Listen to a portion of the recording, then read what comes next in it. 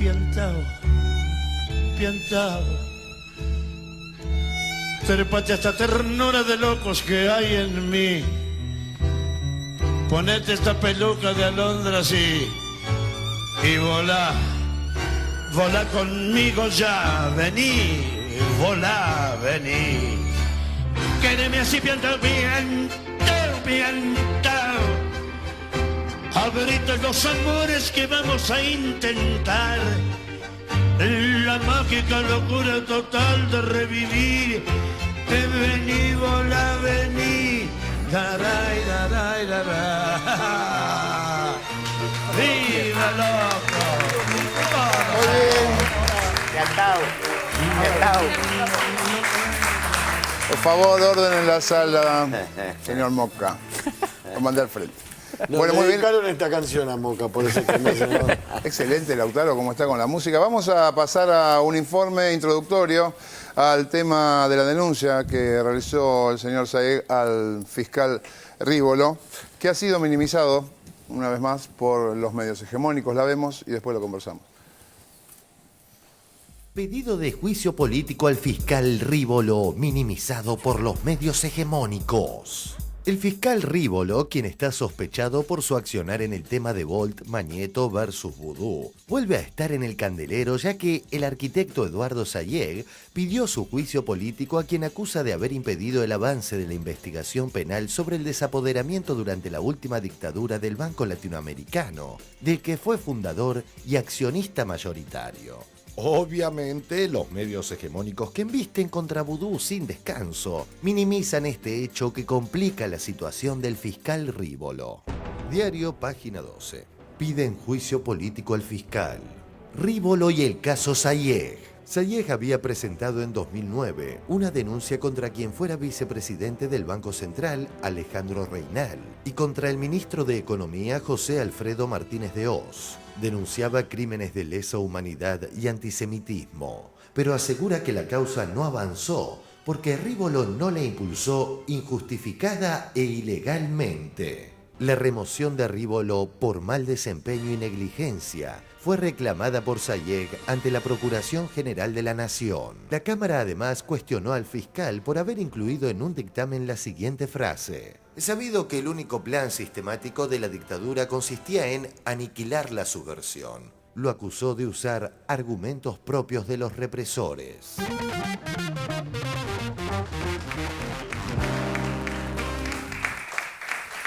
Bien, ¿cómo es la historia de esta? ¿Ustedes lo secuestran? A mí les voy a hacer un pantallazo como para ubicar el tema. Soy arquitecto, tengo 75 años y tenía 36, 37 años cuando fundé en el año 75 el Banco Latinoamericano de Inversión. Junto con el Banco Latinoamericano de Inversión fundé la Fundación para la Integración Latinoamericana en el año 77, cuando hablar de integración y latinoamericana ya era casi subversivo. Sí. Y ya desde ese momento, en este boletín que editaba el banco, por supuesto, con el auspicio del Banco Latinoamericano, en ese boletín, ya en esa época, cuestionábamos la política de Martínez de Hoz. Esto había que tener mucha entereza, y no es una jactancia, pero había que tener decisión en ese momento para plantear en un boletín de un banco, que por otro lado, como el informe es muy claro y concreto, el que ustedes acaban de presentar, esto era un banco. Esto era un banco, era un edificio de un banco, no era una caja de crédito de Villa Ortúzar, un banco que nació con un criterio pluralista, con un criterio objetivo político de inversión. Y el pluralismo estaba dado porque en el banco convivíamos justicialistas, radicales, liberales y aún dos generales de la nación. Bernardo Greenspan fue vicepresidente del banco y luego fue el primer ministro de Economía de la democracia. Se presuponía que del Banco Latinoamericano, cuando llegara el momento de la democracia, iba a salir el ministro de Economía. Y así fue, salió el ministro de Economía. Pero para el establishment, y particularmente para Martínez de Hoz, los Chicago Boys, que en ese momento manejaban el sistema financiero a través de Alejandro Reynal, que era el vicepresidente del Banco Central. De alguna manera era el tesorero del proceso, era el cajero del proceso, porque la caja era el Banco Central. Y todo se hacía, pasaba a través del Banco Central.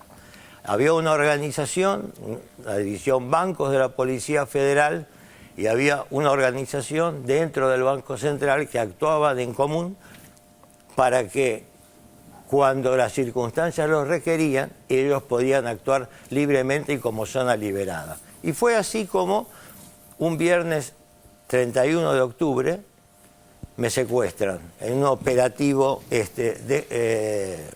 desproporcionado. En el 80, ¿no? En el 80. ¿Y por qué me secuestran? Me secuestran y me torturan durante una semana para que confiese algún delito inexistente en el banco que les permitiera a ellos apropiarse del banco.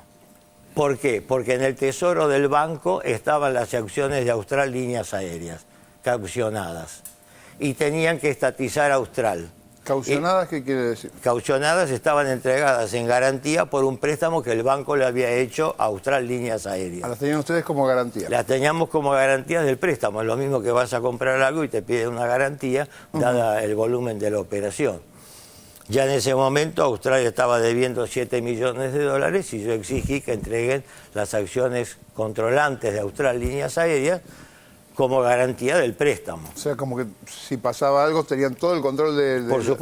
Por supuesto, porque le estábamos dando una suma muy importante. Lo menos que podía hacer era quedarme con el control de la empresa. Y el otro objetivo que tenían con mi captura y con mi secuestro y con mis torturas fue robarme el comprador que tenía para mi banco en ese momento, que era el Credit Lyonnais, que era el banco estatal, número 1 del mundo en ese momento y que compraba el 60% de mi banco. Yo me iba a quedar como cola de león, pero les iba a decir a los de la dictadura, vayan a la Embajada de Francia a discutir. Claro. Pero había una situación en ese momento en el mercado que se estaba cayendo el mercado financiero porque Capozzo lo debía una suma enorme al sistema financiero y necesitaba un comprador para su banco, para el banco Torkins. Cuando llegan los franceses a Buenos Aires para cerrar la negociación conmigo, que ya había sido iniciada en enero del 80, luego se suspendió la negociación porque vino la crisis del 80 con la caída del BIR, Sacetru, etcétera, etcétera, todo lo que fue el destrozo de la Argentina, el gran campo de concentración financiera que desarrollaron. Las negociaciones con los franceses ya habían empezado en enero y los franceses estaban realmente interesados en comprar nuestro banco. Y Capozzo estaba desesperado por vender el suyo y había un solo comprador en ese momento en la Argentina por un banco.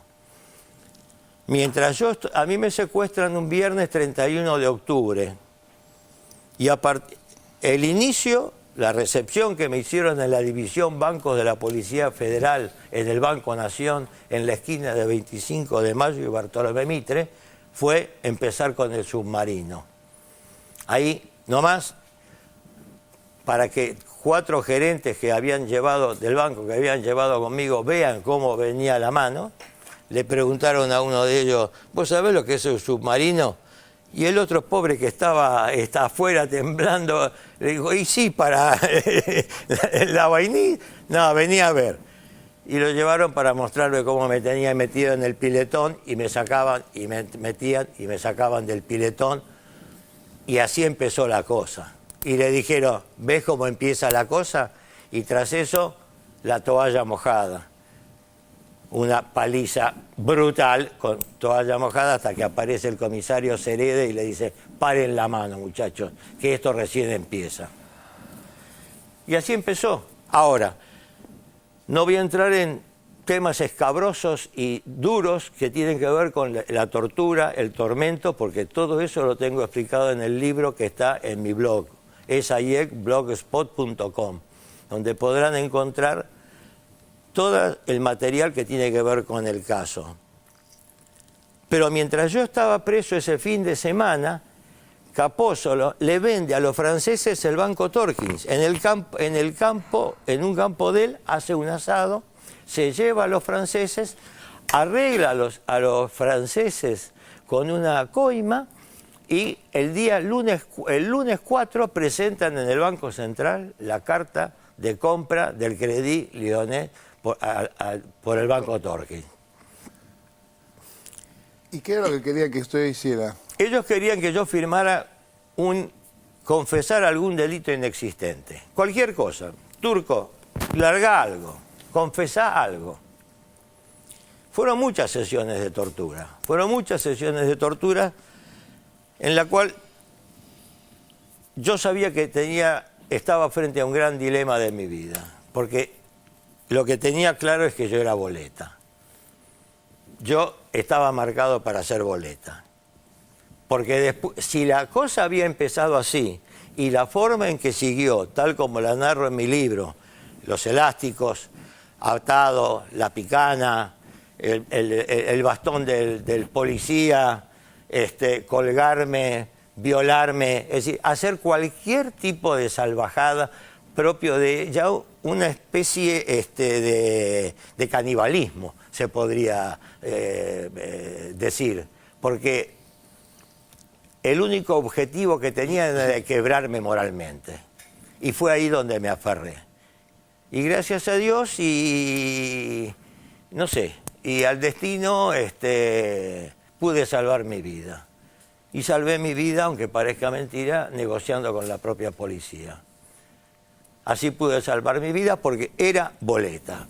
No había otra. Después que se sacaron la máscara, el miércoles a la noche, las capuchas, y me dijeron, prepárate, que mañana despedite, que mañana es el día. Yo ya sabía lo que estaba pasando en el país. No era para mí una sorpresa. Pero les dije, maten a uno, pero a los otros 12 no. A mis directores yo no los entrego. No voy a ser un cobarde. Prefiero uno y no todos los demás. Bueno, cuando vieron que no podían ir, llegó un momento final, un jueves a la mañana, donde yo ya sabía que había llegado el momento y me sentaron en una mesa redonda, me tiraron un revólver plateado y empezó una cantinela. Liquidate, Turco, te va a salir más barato. Dale, Turco, liquidate que te va a salir más barato. Eran 3 del otro lado de la mesa, cada uno con su revólver. Esto en el departamento de policía, en la sección de fraudaciones y estafas del departamento de policía, después de haber pasado por varios lugares donde fui torturado en varios lugares.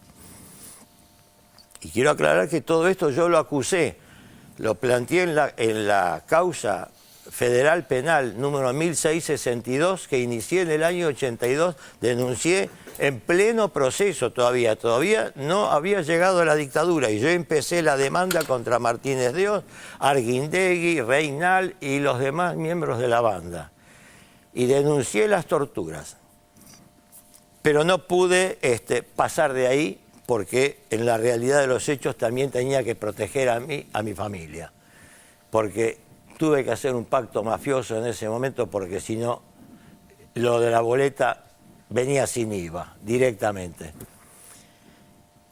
Y ese fue el primer objetivo de secuestrarme, que Capósolo pueda vender su banco y salvarlo a Capósolo, íntimo amigo de Arguindegui, socio de Arguindegui. El segundo motivo era robarse las acciones de Austral. Ajá. Del banco para poder estatizarla.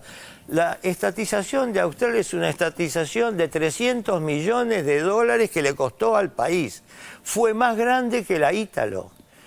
El caso de la Ítalo fue mucho más sonado porque se formó la comisión parlamentaria que investigó y estudió el caso. Guillermo Tello Rosas, el diputado Guillermo Tello Rosas, era director del Banco Latinoamericano y años después le tocó investigar el caso Ítalo cuando era diputado. El caso Austral es mucho más grave que el caso. Le traspasaron 300 millones de dólares con una compañía quebrada al gobierno nacional. Pero por supuesto necesitaban para traspasar unas acciones, una compañía hace falta las acciones. O sea, usted ahí termina entregándole las acciones. No, yo no las entregué. Yo no las entregué. Cuando recupero la libertad, cuando consigo salir ¿Tiene un arreglo económico con estos canas? Claro. Les da una plata para que no lo maten. Claro, exactamente. Sale, lo salgo. sueltan. Pero el central me dice, usted al banco no vuelve. El Banco Central le da orden a mi directorio que no me deja entrar al banco, a mi banco. Y me piden todas mis acciones en caución. O si no, liquidaban al banco en ese momento. Y teníamos 3 compradores por el banco. Aparte del Credit Lyonnais, había 3 compradores por el banco latinoamericano. Porque estaba sano. Era un banco que funcionaba. Un banco que llegó a tener este perfil en 3 años y desarrollar una actividad que creció.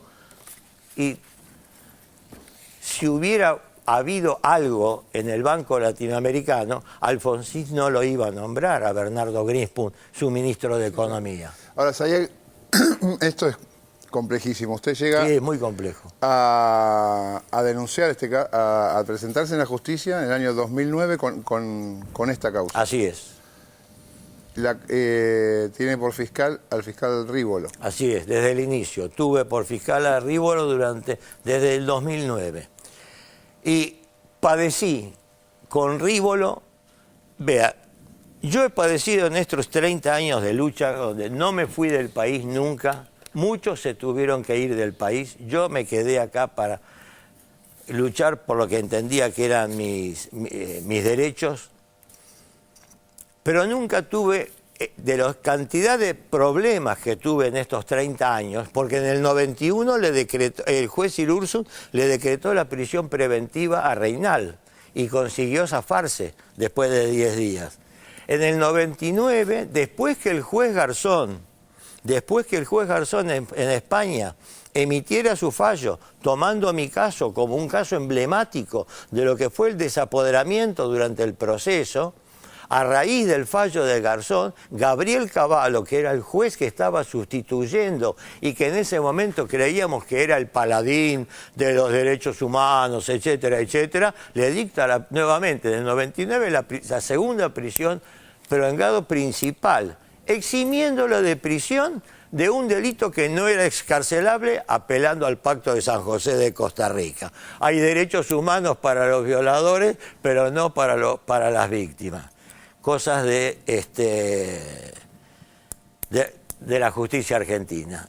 Y en la justicia argentina hace 30 años que vengo batallando por esto y desde el inicio de la causa, Rívolo obstruyó permanentemente la investigación. Permanentemente. Le puedo decir algo más.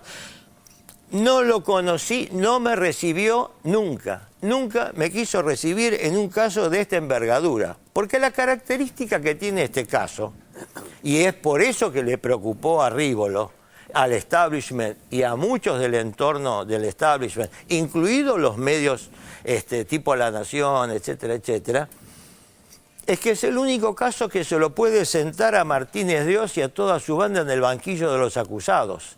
Porque en el caso Guggenheim, donde también se lo juzga a Martínez Dios, se lo juzga con el código viejo, donde está todo por escrito, van papeles, vienen papeles, pero la gente no se entera.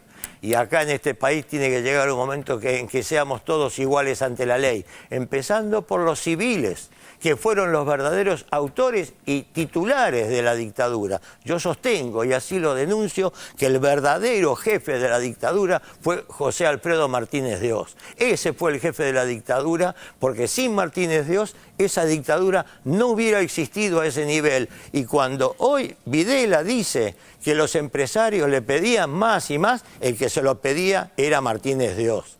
Porque fue Martínez Dios el que instaló la teoría de los desaparecidos. No fue un invento de los militares. Y esto yo lo dije en el año 87 en un reportaje periodístico refutándolo a Martínez Dios, del cual tuve la gratificación de recibir una elogiosa carta de Rogelio Frigerio. Ahora, en estos años, 2009 hasta ahora, Rívolo no avanza. Él tenía la investigación porque estaba. Él tenía que impulsar la investigación. ¿Y el juez de la causa? El juez lo dejaba hacer, Rafecas. El juez lo dejaba hacer. El juez lo dejaba hacer. Por eso es muy importante, por supuesto no me voy a poner a leer acá el fallo de Cámara, pero la resolución de la Cámara, que cuenta las barbaridades que hizo Rívolo y por qué la Cámara le saca la causa a Rafecas por no haberlo hecho respetar a Rívolo las normas del Código. Se demoró 30 meses en lo que tenía que haber hecho en 24 horas. Se lo dice con estas palabras la Cámara, usted se demoró 30 meses, no es una denegatoria de justicia, ya era directamente ni negación, era directamente reírse de la justicia. No hizo prácticamente nada. ¿Ustedes se imaginan que le van a preguntar por qué le pide el juicio político ahora, el viernes, a Rívolo, y no lo hizo antes, justo ahora con el caso de Chicone y todo el revuelo? Vea, todas las cosas en este mundo tienen su momento. Yo no lo ligo directamente con el tema de la salida de Righi o no la salida de Righi. Lo que sí les puedo decir es que nosotros hace 7 meses o 8 meses en el expediente planteamos ya el juicio político. Está planteado en el expediente de que si o el fiscal se expedía o nosotros íbamos a avanzar con el juicio político. Por supuesto, como es un tema político, y yo no estaré en el mundo flotando, pero hice mucha política en low profile y sé de qué se trata. Fui embajador argentino para la negociación de la deuda externa, tuve mi actuación política siempre dentro del justicialismo. Entonces, esto es ya una cuestión política, prácticamente. Acá lo que está planteando Rívolo en su escrito, cuando me desestima como querellante después de 30 meses, es decir, el único plan que había era aniquilar la subversión. Como para si los bebés no hubo un plan, como para los otros no hubo un plan. Bueno, estas son, en apretada síntesis, parte y otro problema que tengo que resolver es aclararle esto mismo al Banco Central de la República Argentina, porque el Banco Central está muy mal informado acerca del tema y mañana pienso mandar una carta al Banco Central ofreciéndoles presentarme ante el directorio para evacuarle todas las consultas. Es el mismo tema porque vamos a ver estas cosas que dijo Videla. Lo vemos. La entrevista al genocida Videla. Yo creo que compartamos una parte de lo que ha sido el diálogo cara a cara de Seferino Reato con el primer presidente del gobierno de facto, del proceso de reorganización nacional. Hay que estar muy atento al tono, al modo perverso en el que cuenta lo que ocurría entonces, y ya lo compartimos. La guerra, por su naturaleza, es un fenómeno cruel. Una guerra interna entre hermanos, doblemente cruel. En este caso yo le puedo decir que esta guerra, dentro del marco de crueldad que la caracterizó, fue el precio que lamentablemente la nación argentina hubo de pagar para seguir siendo una república. ¿Cómo miente este hombre, no? Por primero habla de guerra, que no hubo una guerra. Acá ya está probado, escrito, dicho, que hubo terrorismo de Estado. Después de mucho dar vueltas, yo en este momento le diría que creo que no hay más que decir la realidad. En toda guerra hay un saldo de lisiados, muertos y desaparecidos cuyo paradero se desconoce. Y que tal vez nosotros, ahí sí estaría el error, aceptamos ese término descalificante de desaparecido. Y el error está en eso, en haber hecho un uso y abuso del desaparecido como una cosa misteriosa. Y no está. Un error el término desaparecido, que fue él mismo el que lo apuñaló. ¿Se acuerdan de aquel discurso espantoso? No están. Si no están desaparecidos, están ahí. Mientras sea desaparecido, no puede tener ningún tratamiento especial. Es una incógnita, es un desaparecido. No tiene entidad, no está. Ni muerto ni vivo, está desaparecido. ellos se sintieron tan dioses de la vida y de la muerte, desde la cúpula hasta los grupos de tareas y los grupos que entraban en los centros clandestinos a torturar, vejar y asesinar. El problema de la sustracción de menores es una falacia, el sumar amplia acepción. El plan sistemático significaría una orden para robar bebés, para entregarlos, para venderlos, no sé. Sí, señor, ¿qué se debió? Yo soy el primero en reconocer, y estando, aparte de los datos. En ese periodo hubo chicos que fueron sustraídos, algunos con la mejor intención de que este chico que iba a quedar acá en una casa desconocida, bueno, llevémonos a la casa de fulanito de tal que anda buscando tener familia, que no tiene, y un policía, un militar, lo que fuera, que en un acto así de caridad va y lo entrega. Reconoce el robo de bebés, aunque lo disfraza. Es un delito, pero no respondía a un plan sistemático. Habla que no hubo un plan sistemático cuando ya está probado, escrito y dicho que hubo un plan sistemático para robar bebés. Hay la responsabilidad oficial del gobierno.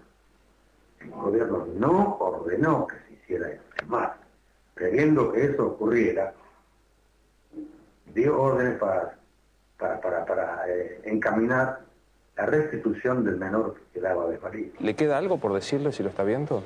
Sí, decirle que si es católico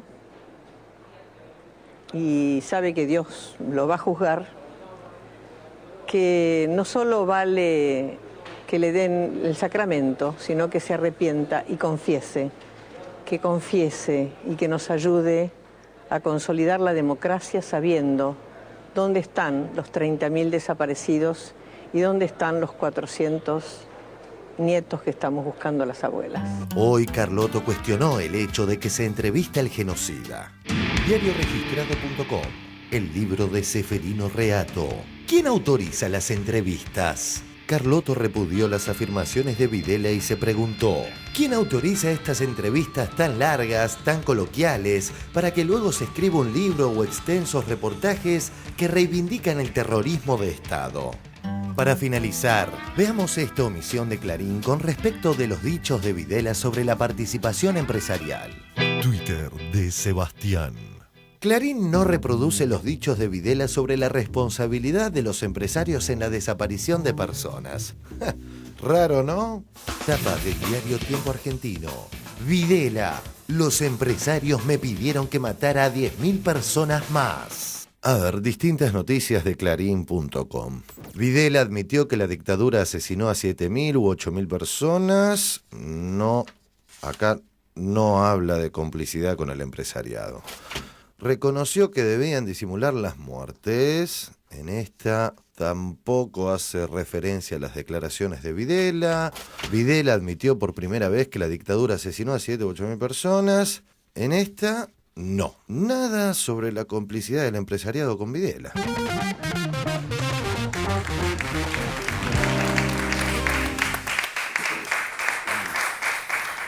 Bueno, tiene que ver con lo que estábamos hablando, ¿no? Totalmente. Porque cuando Videla se refiere a los empresarios que le pedían eso, el empresario que empezó practicando el criterio de los desaparecidos en sus propias fábricas fue el propio Martínez Dios.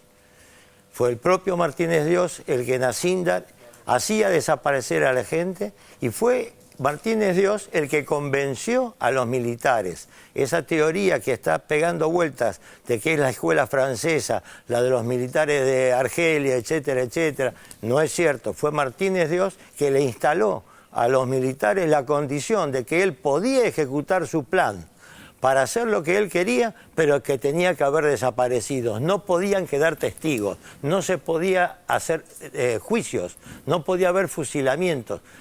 Videla lo está diciendo en nombre de 10.000 empresarios que le pedían más, pero el empresario que hablaba con Videla, el que regulaba y que determinaba qué empresario sí y qué no, era Martínez Dios. Porque, y acá quiero dejar instalado un tema que me parece que es importante, para ver la diferencia entre Argentina, Brasil, Chile, Uruguay. por qué en esos países no se dio la ferocidad, la cosa tan sanguinaria como se dio en la Argentina. ¿Por qué? Porque no tuvieron a Martínez de Oz. Aunque esto pueda ser una deducción por el absurdo o lo que sea, porque no lo tuvieron a Martínez de Oz. Y Martínez de Oz siguió, luego de ser ministro, siguió avanzando con el tema, especialmente en el momento de Malvinas. ¿Dónde? Sí, a ver, tres cosas. Bueno, por un lado esto, el tema de la responsabilidad empresarial. Me parece que es algo que en los últimos años viene apareciendo con fuerza, ampliando el espectro de interpretación de lo que fue la dictadura. Después yo leía, creo que el avance del libro de Reato, una cosa interesante, porque claro, había una pregunta que es ¿por qué Videla habla ahora? Claro. ¿Sí? ¿Por qué no habló hace algunos años? ¿No? Y la hipótesis que él manejaba era que, bueno, que Videla ahora considera que no tiene nada que perder. ¿Por qué? Porque su última esperanza era que ganase Duhalde las últimas elecciones y que decretara la amnistía que pide, por ejemplo, Jorge Asís, ¿no? Y después digo, y la tercera cuestión es esto, digo, atención con los entrevistadores de Videla. ¿Y a quién le da las entrevistas? No son neutrales, ¿no? Lo veíamos con el Español de Cambio 16, ese mismo caso de Reato, basta leer la bibliografía y los libros de Reato para saber cuál es su posición. Bien, vamos, les prometo, porque todos quieren hablar, me parece, lo vamos a hacer en el próximo bloque. Ahora vamos a un corte y ya volvemos con más 678.